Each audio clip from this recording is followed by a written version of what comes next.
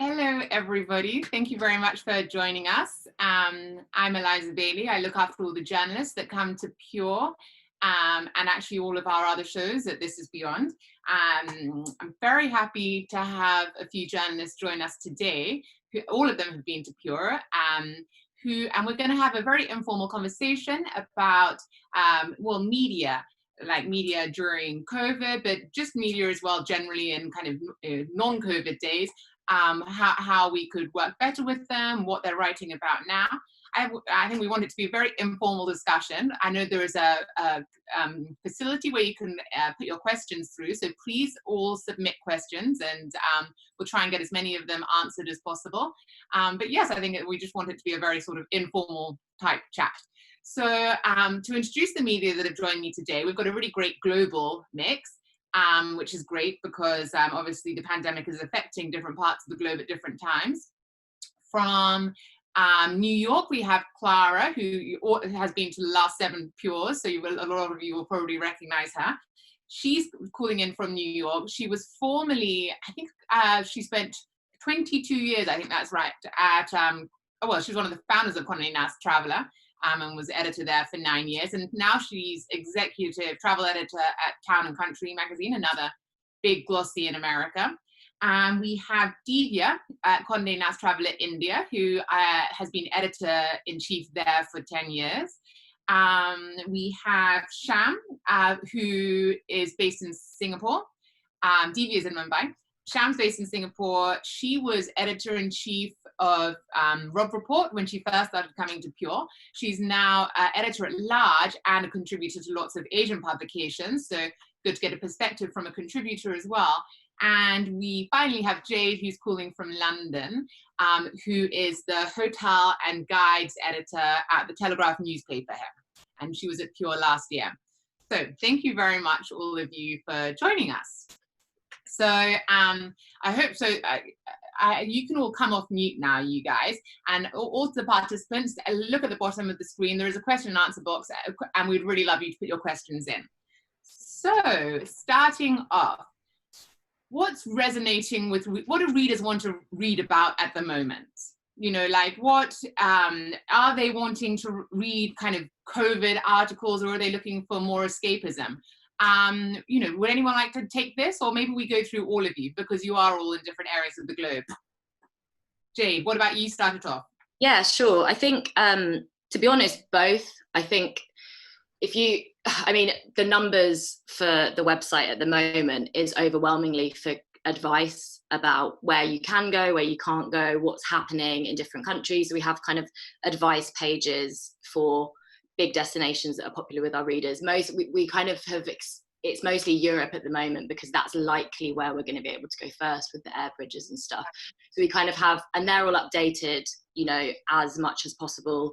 Kind of people are on those every morning, checking that the advice in the countries that they're looking at hasn't changed. And then we've got kind of loads of hotels stuff, kind of we've got UK and Europe and looking at when hotels are opening, and it's kind of the stuff, consumer advice is quite popular about refunds because there's been a lot of confusion about refunds in kind of all areas. And then I think print, we do put a lot of this stuff in print, but I think print, we have kind of kept it more inspirational. So we kind of, it's kind of more looking to the future when this is all over, kind of these are the places we want to go back to. Sure. Well, presumably with digital, it's much easier to update all of that kind of stuff. So you would have... Exactly. I mean, having said that though, we did see a spike in kind of more inspirational stuff, especially at weekends online, because I think people were starting to maybe get tired of, it is quite hard news to be reading all the time. And I don't know about everyone else, but I was kind of glued to the news for ages, and I just hit a wall where I was like, I can't keep reading about this because it's so depressing and scary. So I think probably people thought, actually, I'm just going to sort of daydream about where I might be able to go in a couple of months. And so we sort of saw that in the numbers.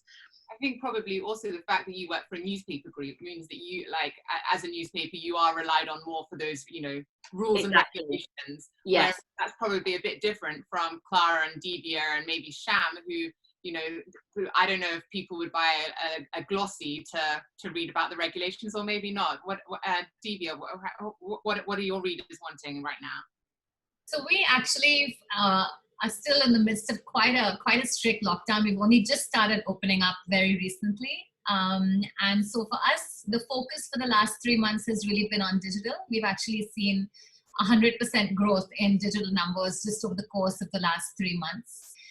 We did pivot in terms of the editorial strategy that we were using online. So for us, I'm not sure how much of the audience is aware, but in addition to the pandemic and the tragedy that brings, but we had a very serious humanitarian crisis on our hands at the same time in India because of the movement of the migrant labor across the country. And so for us, actually, we had none of those escapism sort of articles at all, unlike what Jay just mentioned. And obviously, because we had to be very sensitive to the fact that there were, hundreds of thousands of people whose lives and livelihoods were compromised at the time. So it certainly wasn't sensitive. It certainly wasn't what was on people's minds at that point in time. So despite the fact that we weren't doing any pure travel content, we were actually doing a lot of factual reportage in terms of, the same thing that Jade spoke about, updating people on what they were allowed to do, what they weren't allowed to do. For us, food has seen the biggest growth. Food has always been a huge content subject for traveler in India. And this has just shot through the roof during the time of COVID. People are home cooking recipes, all of the top chefs that we work with. We also run India's Top Restaurant Awards. And so obviously we work a lot with a lot of chefs. And so we started just doing a lot more engaging food content in addition to sort of updating people on all of those really important matters that were related to COVID. So I would say it's a mix of those two, but for us, there was no escapism. It's interesting that you kind of pivoted your strategy to becoming more of a kind of factual news provider than a kind of wanderlust type provider. Yes. We're hoping that now that the situation is much more under control, that we can start going back to sort of more regular programming. But at the moment, we've just started putting out some really sort of funny animal videos on Instagram just to test it out and see. Because you're right, Jade. I think people funny animal video. Yeah, nothing like that to get a few laughs and have you relax in the morning. And so I think Jade is right. There's a lot of fatigue that comes from just consuming that kind of content all the time. And so I think our biggest, the core of the strategy in the last 3 months has been to make sure that every single story we put out was uplifting in nature, no matter what. So it was always a sort of positive spin. It was always looking, even if it wasn't a great story in terms of, being very positive in itself, but we would try and find something about it or put something else in there that made it seem less depressing, because we did feel as well that was important. And I think that's something that the audience recognized a lot and appreciated a lot. I mean, I think that's a great advantage of digital, that, within a week, you can totally shift your entire product and be something different. Whereas obviously with print, then it would kind of be a bit weird for one magazine to be so totally different from the next. Clara, what about you at Travel and at Town and Country? Absolutely both things. On the one hand, it's sort of the dreaming about travel, which I think actually a lot of people are doing during this time. And then online, mostly the news.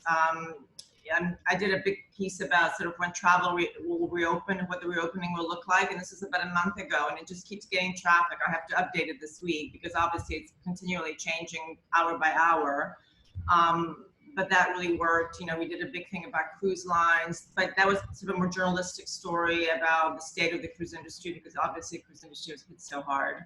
But also absolutely about, the dream aspect, because first of all, the news are changing it's changing so quickly that it's impossible to keep up, really. So for print, that certainly doesn't make sense for us. For instance, just now in the magazine, we have hotel awards, which seems like an odd thing to be doing in this moment, but sort of the best new hotels of the last 2 years. But I think people are in planning mode. People who are traveling are thinking, where is my next vacation going to be? So it's just nice kind of fodder for that. Yeah. So all of you're all become news editors all of a sudden. It must have been a real change in pace. And then of course in America, we're having sort of a crisis within a crisis as well, which makes it, even more difficult. So there's COVID within, and then there's the whole question of racial justice, which is really actually more consuming now in this country than the pandemic. Excuse me, in terms of coverage. Yeah, it's really, so there was an adjustment to that as well. You know, how does a magazine like Town and Country, which is for wealthy readers, you know, luxury travel, luxury lifestyle, it's super complicated. Yeah. Yeah, actually, that's a really very interesting point. also. I think maybe we can touch on that later, because I think that all companies in all countries has had to really take a look at what we're doing and maybe adjust it. I think certainly we have been doing that as a company as well. Sham, as a contributor, obviously you've got the perspective of you're asking your editors, you know, what do they want? What have you been hearing? So first, I just wanted to clarify, right now I'm a freelance contributor. So I write for all the top magazines and newspapers in Asia, the US and UK. So I get quite a varied perspective. I'd say right now in Singapore, we just came out from lockdown. We still can't travel yet, but I think there is some kind of end in sight. So right now, the interest is in where we can travel in Asia regionally. And so I just finished a piece on all the best private villas that, you know, you can drive to within 3 hours driving distance from a major Asian capital. And I'm also looking, stories that are getting traction are like stories about alternative modes of travel. So people who are scared of getting on a plane right now, understandably. So, you know, there's many different ways to see a country that are more immersive, like walking, cycling, you know, traveling by boat or car or rail. And of course, we're always looking at trend stories. Everybody, I mean, the situation is evolving so rapidly, but nothing gets an editor's attention like proposing a good trend story. So how in Asia, I'm sure Divya would be well aware, it's the land of the mega wedding, and it's not unusual to have 2,000 or 3,000 people in a ballroom. And that's obviously come to an end for now. So we're looking at, you know, smaller, more intimate weddings that you can hold, and which are the private villas and resorts that let you do it in seclusion, in safety, and in style. And I think there's also rising trends for formerly esoteric rituals, like, you know, fire blessings, just to make your small and intimate ceremony more special. Yeah. So, but having said that, I mean, obviously, what I'm hearing from every editor is that anything and everything COVID related online is just going to be devoured, and there's just an insatiable appetite. I'm still writing personal experiences about pandemic, and people want to know how countries and how businesses are going to reopen. And they want to hear about new ways to experience domestic destinations, do road trips, low contact travel, just amazing private villas that you can go to now. Yeah. So it's quite interesting for all of you. I just want to touch more on this kind of move to digital. So obviously, I think all of you have seen big spikes in your digital audience since COVID began. Who do you write for now? Do you write for a global audience, or do you write for a national, you know, for your national reader? Like Jade, at the Telegraph, are you still thinking about Brits, or are you realizing that a lot of your traffic's now coming from abroad? I think the majority of our traffic still comes from the UK. At the moment, the COVID stuff is kind of, I'd say, mostly for British readers. However, if you look at the advice pages we do for different countries, that's kind of, we do a lot about the rules there. So it would make sense for somebody from the US, if they landed on that page, it would make sense. Obviously, some of the questions are tailored for UK readers. So when we talk about flights, we're predominantly talking about flights from the UK. So I'd say it's probably, I guess, about 70% British readers, and then 30 is kind of more global. Yeah. What about and the rest of you? Do you find yourself writing? Has it changed how you kind of your perception of who you're writing for, or you know, or not? Any of you? I mean, Town and Country is an American audience. I'm sure there's some from the UK who are going on our site, but we write for an American readership for sure. Yeah. And they're change. Yeah, and what about, I mean, since I started this job 7 years ago, I mean, the media landscape is so extraordinarily different to what it was 7 years ago.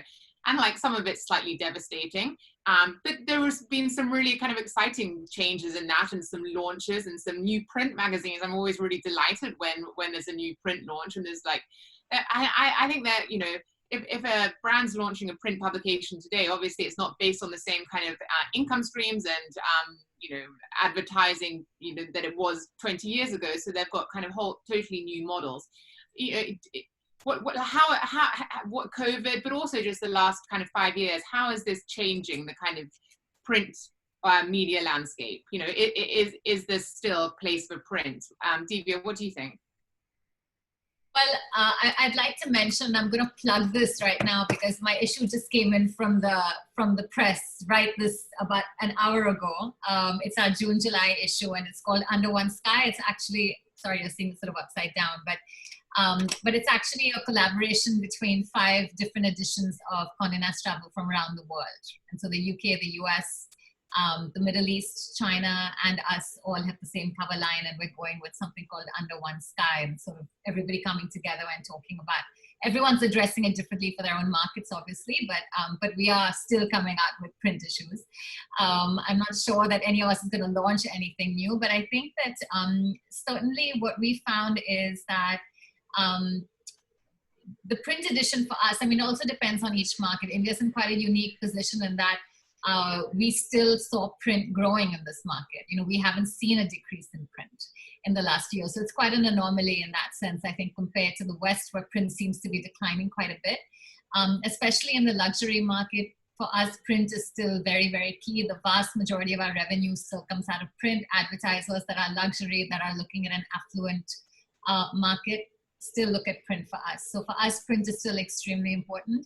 But Jade or Clara, one of you mentioned that print is definitely now a lot more inspirational. And I think that's really what we're looking at. So this issue isn't really telling you to go anywhere. It's not telling you about a single hotel actually in the entire issue. It's just about it's called Stories of Home, Hope, and Longing. And it's just about where we want to be, what we miss about travel. It's that sort of thing. So it's just a very beautiful, almost coffee table-esque vibe to it. And I think more and more as we go along, at least for India in the foreseeable future, I would say till at least October or so, I think that we're going to be in that mode, very much about keeping the sort of dream alive, through very inspiring, beautiful images, things that you can't replicate on digital. But in terms of go now, this is open, here's where you should book, this is where the great deal is, think about the sort of stuff, all of that is going to be on digital. I love that. There's another great example of the kind of collaboration which has come out of COVID, like all of your editions working together. And, you know, there have been some kind of heartwarming collaboration stories in the last few months. What about any others of you, like any opinions or insight onto kind of the print digital mix? Well, I mean, for us, print is very strong still. We have a 500,000 circulation, and that really hasn't changed. It hasn't dropped at all. The digital is growing, but there's also very little overlap between the audiences, we find. It's something like 2 or 3% only. So what we've been doing now, I guess for the past year, is very often putting stories up online before the print issue for which they've been assigned is out yet. Because it doesn't matter. It's not like we're stealing our own thunder. There's a piece, because it's just a different audience. So I think it's very exciting, actually. Yeah. So, but really exciting, but it's almost like you've got 2 jobs in one now. It's exactly right. I know you, Clara, you've been telling me. There's no more wall at all between digital and print for us, and all of the editors work on both, and yeah, absolutely, all together now. Yeah. And you're probably using totally different skills for each one of them, like, you know, more long form type journalism for the print, is that right? And then kind of short articles. We've done long form for online as well that have done well, because I think people sometimes do want to read something online still that they can just sit with for a while. So yeah, we do both for online, actually. Sham or Jade, any well, I mean, oh yeah, go on, Sham. Yeah. For me, coming from a magazine and website background, I've always felt that print itself, the magazine itself, will evolve into a luxury product. So, I mean, I always say there's a time to drink Corona, no pun intended, and a time to drink cognac, and you can't chug a cognac. So there are certain luxury products that just deserve that kind of time and space that only a magazine can offer. And reading a magazine, it's a deliberate act of leisure. You're not being pulled in all kinds of directions like when you're reading a website. So I think magazines will ultimately go niche and become luxury in themselves. Yeah. Yeah. I get, for us, it's a bit different because we publish so frequently. So we've got a travel section in Saturday and Sunday. And it's quite incredible. We continued to publish that throughout the pandemic, which, you know, is great. But the numbers in the UK, at least for newspapers, is in decline, and it has been even more in decline since COVID. But I think it's you know, that there are factors for that. People don't want to pick things up. People don't want to go to shops, so they're not necessarily going to see the newspaper and think to buy it. So hopefully that will go up again. But I don't know, we've just had a really beautiful redesign for Saturday, and we did that in the middle of the pandemic. So, you know, there's still a lot of effort going into it. And as you say, I think it becomes, I think Divya, you said it's like a coffee table book. It's, you know, we've kind of, the images in the new design are a lot bigger, and the fonts are beautiful, and it's kind of, I think it's something that you want somebody to keep, or you want somebody to rip out the page and think, oh, I want to go to wherever, this might be what I want to do, and just kind of file it away somewhere so that they can come back to it in future. Whereas online, it's much more, you're just racing through, just clicking, you know, reading, not necessarily maybe even finishing what you're reading before you're distracted by something else. That's interesting that you've had a redesign. I think so many brands have used this downtime to kind of do spring cleans and like work on their brand and their messaging and their product. I mean, certainly in our company, we're also looking at what we can do differently. You know, it's really made us kind of, well, actually that leads me quite nicely on to, obviously, like, you guys know Pure, like there are a lot, Pure's my favorite show, though in our company you're not really supposed to have favorites, but it's like a lot of small hotels, you know, all in the middle of nowhere. Quite often they're one-man band type operations. Quite often they don't have PR directors or even a PR firm. So I was just, it would be great if we could get some kind of tangible like help for those sort of small agents and hotels. You know, how would you suggest they pitch to media?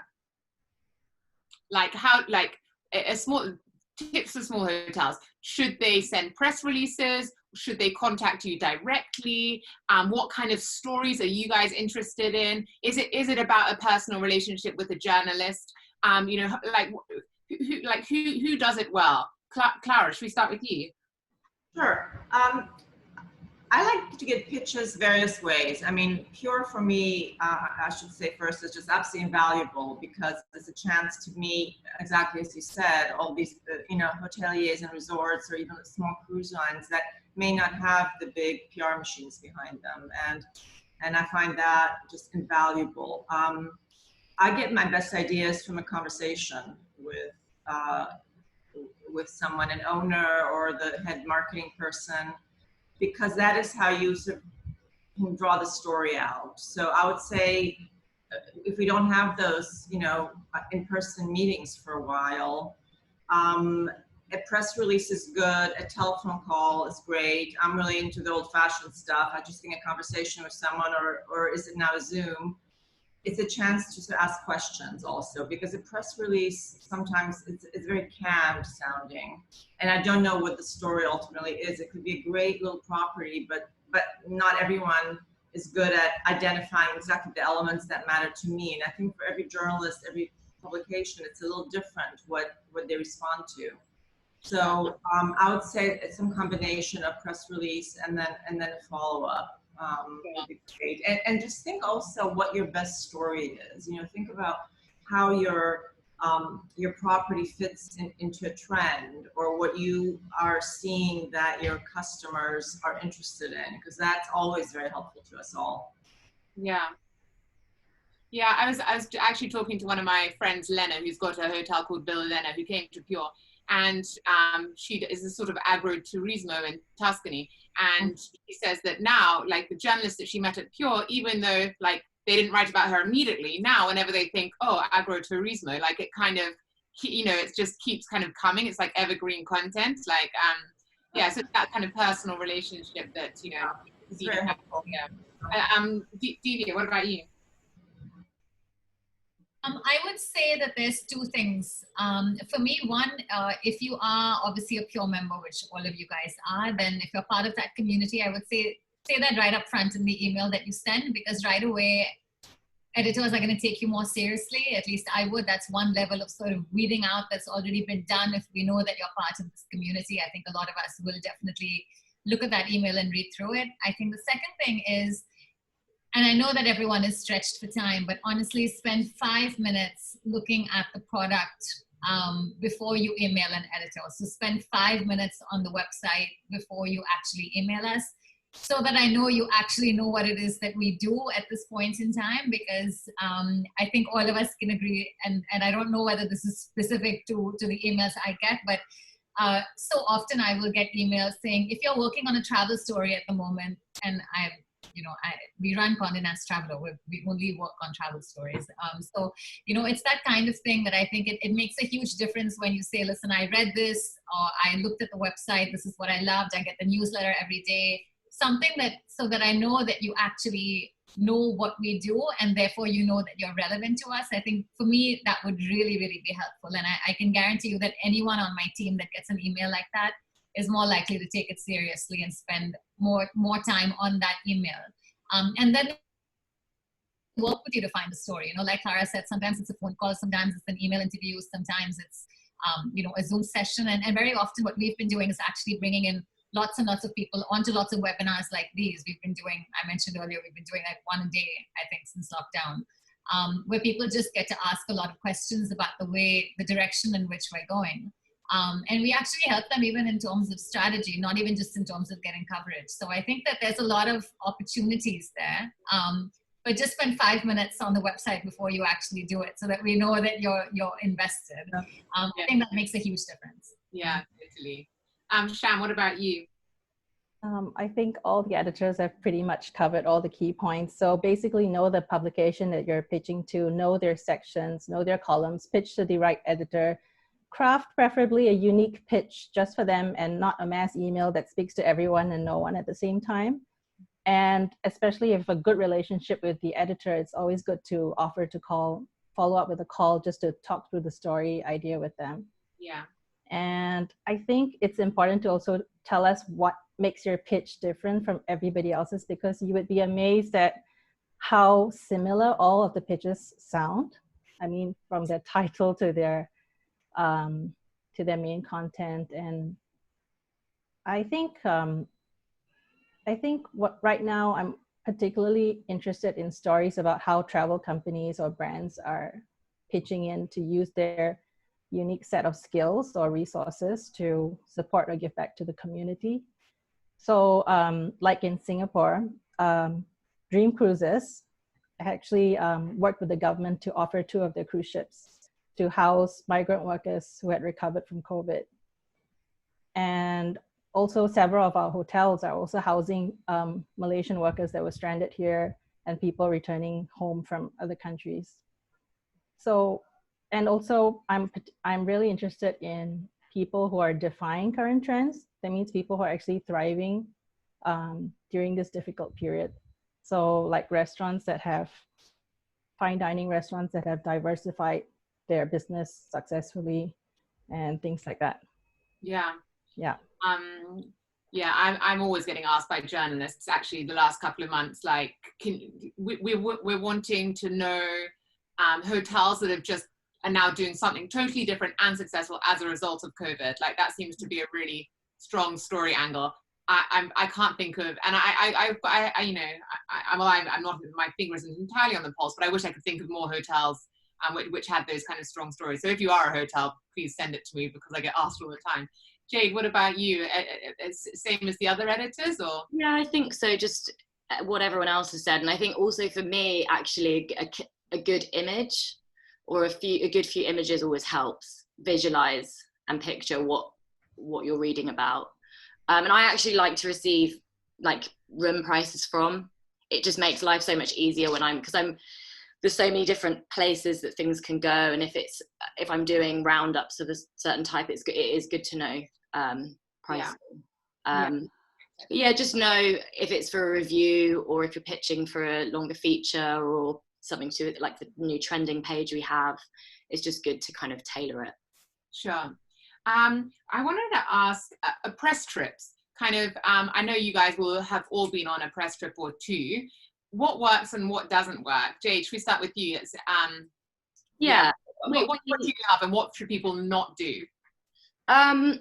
We send people on press trips at Telegraph Travel. I know there's various publications that actually don't accept them or send people on them. I like it because you're sort of in the zone to cover something. I think I often do, individual press trips or tack stuff onto personal trips. And then, I guess you can say that this is true of our career, but it can blur the line between work and play. And sometimes it's just good to go somewhere for a weekend, do the job you're there to do, write it, come home, and it's very much in the work box. I think the issue I have with sending people on press trips is getting a good angle on a story, because often you're given itineraries and they're chock-a-block full and everyone's doing the same thing. And so you'll often read you can read the same thing in a different publication, of somebody else that was on the trip. So I think giving people space giving people afternoons or days to kind of do their own thing and be up for giving them suggestions of things or people to meet. So people can kind of, tailor it more to what they want to write about, rather than everyone just doing XYZ activity and then having dinner and then going to bed every day. I think. Actually, Jade and I found ourselves on a press trip together by coincidence. I wasn't obviously on the press trip. I was just there as a guest. But that was a good one. Lots of making classes. Yeah, exactly. That was great. That was wonderful. It was in Tuscany. No, it was really good. Clara, what about you? Any tips for hoteliers on what they should and shouldn't do? Yeah, well, I personally, I take some press trips. I don't like to take any group press trips. I think the only group ones I've taken, Eliza, is when you were there. Oh, I've been on those as well. if it passes the Eliza smell test, I'll go in a group one. I only invite the nicest journalists, so you can kind of do a curation before you get there. But yeah, when I go in a good one, I usually go because I'm pretty much sold on an idea already or in a place. I never go just to find out about something. I don't have the time for that. But if already something is clearly something that'll be a story for me, then I'll do that. I guess I don't have any general rules about it. It just has to really, really interest me for me to go. Deepa and Sham, any tips for hoteliers on what they shouldn't do with those? Sham? I'd say, if possible, try and customize the itinerary to the journalist. Yeah. It's not nice if everybody has the same quotes and the same activities to write about and write the same story, because every magazine has a different perspective. And you never want to feel like you have to go and corner the newsmaker separately to try and get something exclusive. So always, if possible, just try to have something different for every journalist based on the publication that they're working on. Yeah. Great point. Divya? I think these guys have covered everything. I think the only thing I would add to that is that, we don't necessarily need to be accompanied by somebody all the time. I think that can sometimes be a little bit tiring with all of your meals. It's lovely when GMs come to meet us, and I think we all appreciate that. But to have every meal for 2 or 3 days with, accompanied by hotel people and have lots of different conversations. Sometimes you just need a little bit of of downtime and just some time to process what it is that you're seeing and doing, because you have to make conversation with people when you're having a meal with them or when you're just being accompanied by them. And a lot of what we're trying to do is to sort of leave some space for ideas to come to us based on what we're seeing. So it's always nice to have a little bit of alone time. Yeah. Totally.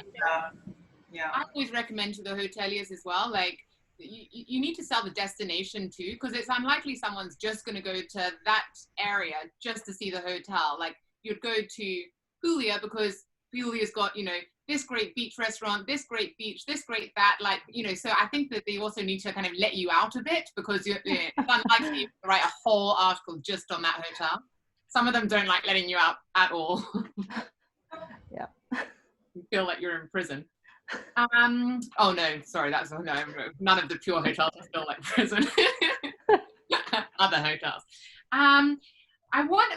Clara, you touched on the Black Lives Matter movement in America.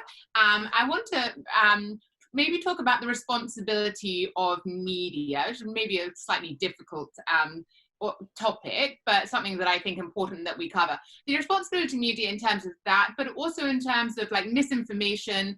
I know in South Africa, like a number of publications in the UK printed that South Africa wouldn't be open for business until 2021, which was very damaging for hotels over there, when it's not actually true. So which makes gets me thinking about the sense of responsibility of the media. Clara, how do you feel about that? But as it relates to the Black Lives Matter movement, or? Yeah, well, you know, have you, in terms of the Black Lives Matter movement, you know, has your company made any policy changes, or is looking at its editorial diversity? Yes. Or is there a sense of like we need to like change things going forward? Oh yes, no, hugely. I mean, Hearst is involved in sort of top to bottom conversations about it. It's really in every single corporate conversation it's being addressed, and they're doing it extremely well, very thoroughly. There are all kinds of you know, teams that have been set up. There's all kinds of outreach. We're all discussing it. It's you know, it's this moment I feel, and I hope I'm not being Pollyannish, but it seems like maybe finally something will be done to change the culture, you know? Yeah. It feels to me now like it's more than just talk. Mm-hmm. And it's not just Hearst. I feel that sort of really across the board with my colleagues in other publications as well. Will it have any impact on the editorial that comes out of Hearst? Yes, absolutely. I mean, I think we're looking closely at having, you know, being more open to different writers. I mean, it's complicated for a magazine, because a magazine does have it speaks to a particular audience. It's never for everybody. But yet, the whole point of this movement is to be more of this moment in history is about being more inclusive in how you talk to people, right? So just in the travel industry alone, you know, the whole question, for instance, you go to Africa, as we love to go to Africa. Why is it that there are not many African-American travelers who go? Yeah. Is it the, just it's super interesting. I think it's because of the sort of the slightly colonial aura of the Safari Lodge. It just is. It makes people uncomfortable. I totally get that, you know? And so the industry, I think we as media should cover issues like that. And of course, it behooves the travel companies as well to think about it, to think about who they're always speaking to in their advertising, in their outreach, and so forth. Yeah, no, I totally agree. And yes, it certainly has made me look at, you know, a blonde girl from London organizing a show called We Are Africa. Like, I've definitely considered that. That irony.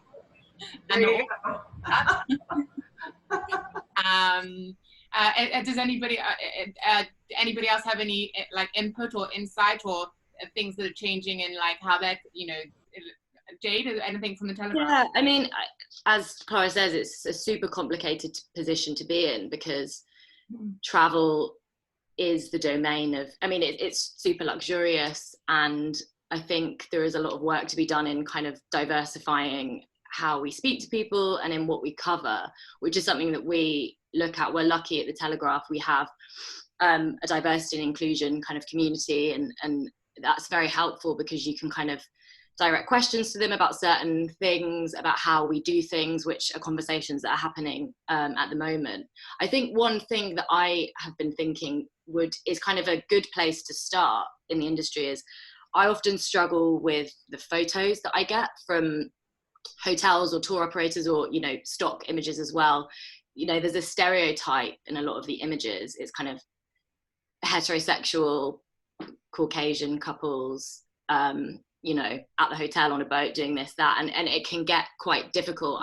When I edited the honeymoon supplement in I think it was February, and looking at what we had, and it was quite, I don't know, alarming when you look at the spread of the people that you have that are in your pages. It seems like we should be doing more to kind of, you know, not perpetuate stereotypes about who travels. And if we can start with the people, the PR companies, the hotels, the tour operators that commission the photographs in the first place, and think, right, how do we diversify what we're covering, that's a good start. Because that's, you know, you look at a page and you look at the people on that page, and that resonates quite a lot. Yeah, I was listening to a diversity in travel webinar last week, and they were saying, you know, why when it's Pride Week is everybody in every picture gay? Like, you know, it shouldn't be, you know, shouldn't be like tokenism like that, really. What about Devi or Sham? Do you have any input on that topic? Yeah, well, I think for Condé Nast, obviously there's a lot that's going on within the company, which is being reported outside of Condé Nast quite a bit. So I don't need to get into that necessarily, but it is being taken extremely seriously. Obviously, Black Lives Matter specifically is not as relevant in India. However, we have several other issues related to class and race and all of these things that are, you know, that are particular to this part of the world. And so we're actually sort of looking at talking about a lot of these as well at the same time. So for us, it's you know, it's definitely more complicated, I think, in this part of the world, because the West doesn't know about these sorts of issues. And I think that, you know, I think in Asia, we're all quite aware of Black Lives Matter, and we're all aware of those kinds of issues, but you know, it's not necessary. I don't see the same sort of awareness in the West when it comes to the sorts of issues that we have in the East. And so I think that, you know, I really hope that as we go along, that there is more of an exchange and more of an awareness and an education of what these issues are like for lots of different kinds of people around the world. You know, not to take away from the seriousness of Black Lives Matter at all.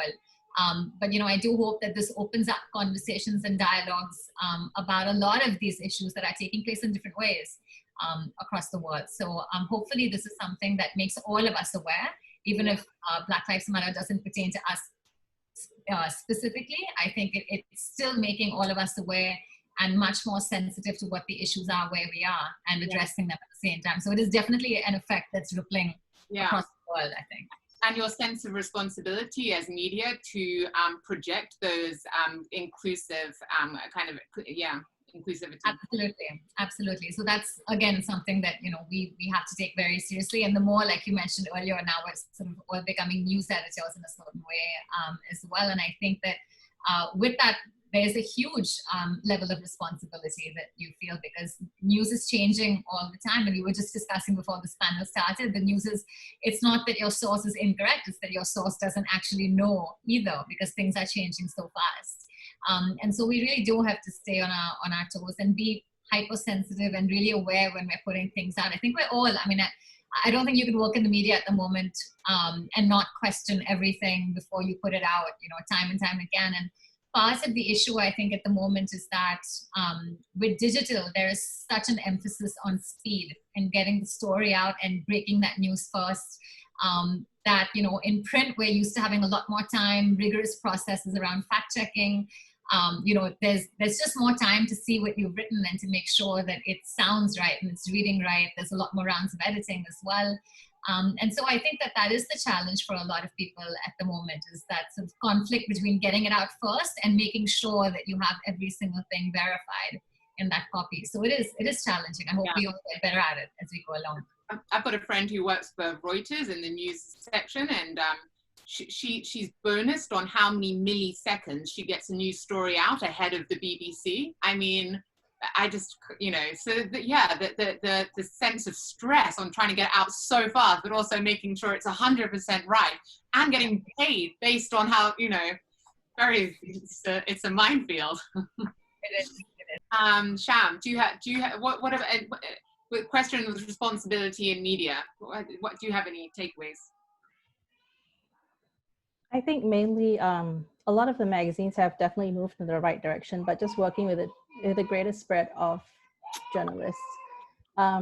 It used to be the case that you would read all kinds of stories about Asia written by Caucasian reporters who had been here for 24 hours, or you just wouldn't hear Asian voices in an Asian perspective. But I think that's changing, and it's something that most editors are aware of. So I'd say it's a step in the right direction. Cool. Yeah, great. We've actually got quite a lot of questions. So I'm going to read some of these. What are your plans for coverage for severely hit destinations like Italy, Spain, Brazil? Like, what will your approach and angle be? And we can probably include UK in there. And the US. Yeah. I mean, that's somewhere that's not severely affected today, next week might be severely affected, so yeah. What are your, are you staying away from those destinations, or do those destinations need more help at the moment? Clara, what do you think? Well, we're not, I mean, I guess the only sort of big feature that we currently have is this Hotels Awards, and we did it absolutely globally. There's a hotel in Brazil there are 3 places in the UK, there's American properties. Because I just think this moment will also pass. So in the magazine and print, I think we can be forward-looking. So, I'm sure in a year's time, no one's going to want to pick up a town and country and read about COVID. No, they're not. Yeah. So I don't feel that constraint. I mean, I don't think we'll be doing a story about why you must go to South America right now, because this is not the good time to go to South America, because it seems so uncertain there. But yeah, months from now, sure. Another question. You will all be at the forefront of re-energizing the global travel market. What are the key things we as property owners and tour operators will have to do differently to support you?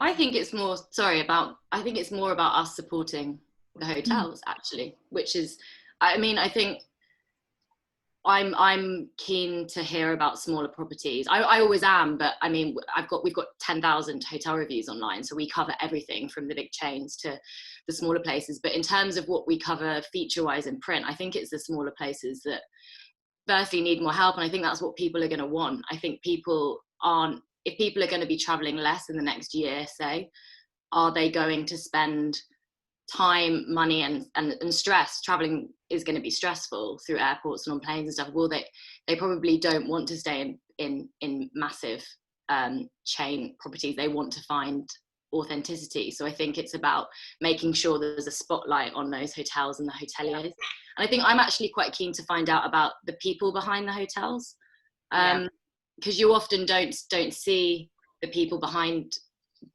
them. You just see what's on offer, and it's really nice to hear the stories behind, and I'm sure there will be loads of stories that come out of this, which I'm excited about what people have been doing, while there's been this great pause on for everyone. It's quite a good, I'm hoping that after this comes a lot of creativity, and that's exciting for editors, because it means there's going to be way more stories to run and to be told. So I think that's one of the that's what I love about Pure so much, is that it's not a hotel show, really. It's a whole load of people who have done a 9 to 5, and they've got a passion project, and they're, it's people, like unique individuals in their passion projects around the world. And there's so many like quirky, individuals and owners at Pure. And I think, I mean, we did a webinar with Daisy Bird in PR a month or so ago, and she was saying, like, brands, you really need to push your owner forward, because at Pure, particularly, people don't really talk about their hotel in the meeting. It's all about the story of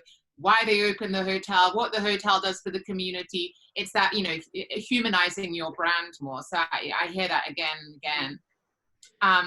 And yes, you touched on the kind of trips your readers are going to be interested in. And so I'm sure everyone's hearing this again and again. And again, it's great for a pure community, but it seems to be kind of smaller hotels which are kind of sustainable, that have a kind approach, that are kind of maybe off the beaten track, and maybe going for longer trips. Is that what is that the vibe everyone's getting?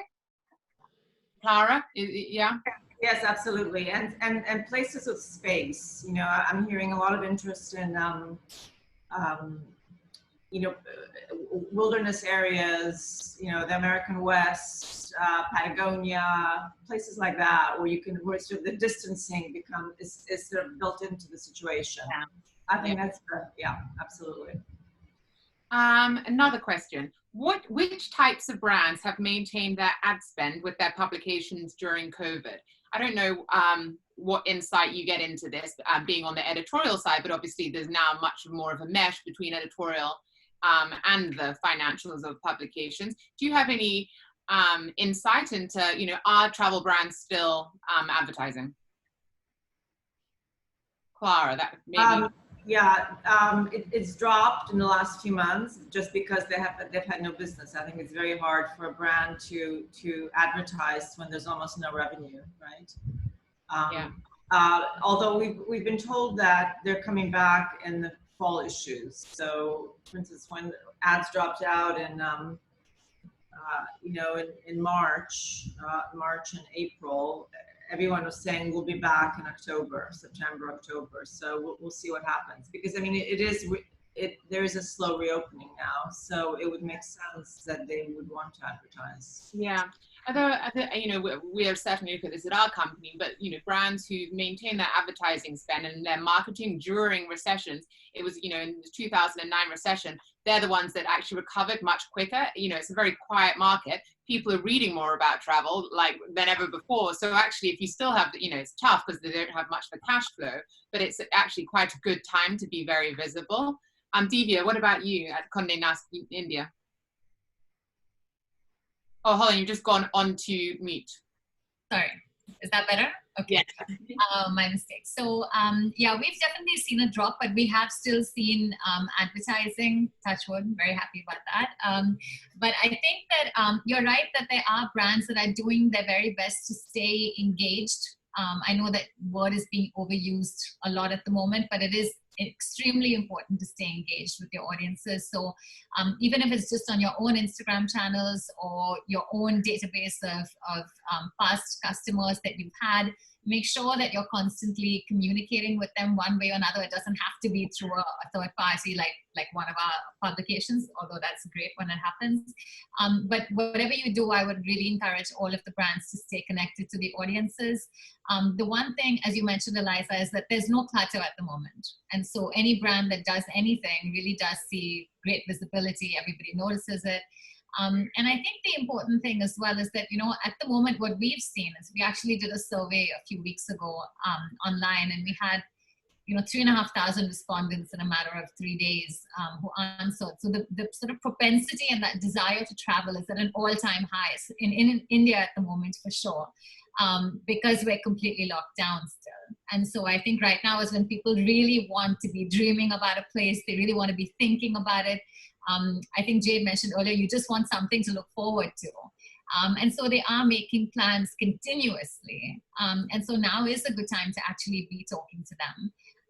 For us, of course, we're now, the monsoon season is now here, which automatically sees a drop in advertising as well as in tourism in most areas. And so this is sort of the slow time in any case, and things pick back up in the fall. So we're hoping that that this is sort of the lull before everybody starts to come back. Sure.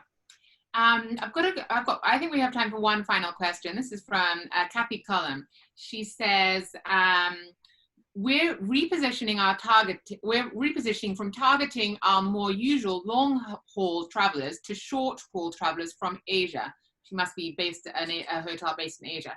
Any suggestions on how to reposition your press partnerships to new markets? And I think probably we've been seeing that a lot in Europe as well. Like I think the European hotels that have opened are now looking, the Italian hotels, they used to go after a US market. Well, now they're probably looking at a more of a kind of French, Spanish, and potentially UK market. Aside from getting PR firms in those countries, I suppose it's just about making relationships more locally. Do you guys have any takeaways on that? Sham, being based in Asia and Asian hotels looking for more short-term local tourists.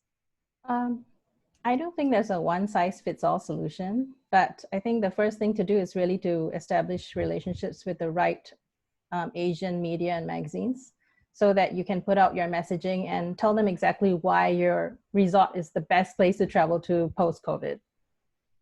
Yeah.